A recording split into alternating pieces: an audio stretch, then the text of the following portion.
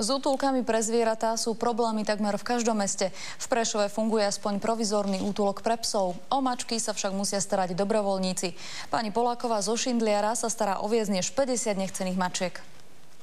Väčšina zatúlaných či nechcených mačiek z Prešova a okolia skončilo práve u dobrovoľničky. Najskôr v klasickom byte v meste, neskôr kvôli mačkám dokonca kúpila dom v Šindliari. Človek môže do toho spadnúť tým, že má nejakú tú svoju mačku, prichylí jednu, druhú, tretiu, zrazu je málo miesta, byť sa predá, kúpi sa dom. Skutočnosť, že mesto Prešov nemá pre psov či mačky oficiálny útulok, je podľa nej aj priateľov zvierat zarážajúca. Ani toto nie je jedna zo zanedbateľných vecí, kde by malo mesto pomôcť týmto dobrovoľníkom. A tu keď robím kampaň, ja sa po mne tak šlo. Jednalo sa už niekoľkokrát, vlastne za každým bolo len prisľúbené. Hľadáme však ideálne pozemky a také pozemky, ktoré by najmä boli vo vlastníctve mesta.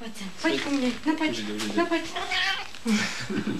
Starať sa o 50 mačiek však nie je aj napriek láske k ním vôbec jednoduché. Nemám sa čas pomaly ani učiť, lebo predsa treba navariť, žrať psom, mačkám, vyčistiť záchody, pomojkať sa s každou. Pani Poláková sa sťahuje do zahraničia. Jediný dobrovoľný útulok pre mačky tak bude musieť skončiť. No a kto vie, či práve tieto dve štvornohé chlpáčky neočakávajú, že sa za oknom pre nich objaví lepšia mačacia budúcnosť. Keďže 50 týchto štvornohých miláčikov naozaj nie je kde v Prešove umiestniť, ich terajšia majiteľka ich bude musieť odviezť do špeciálneho útulku nedaleko Prahy.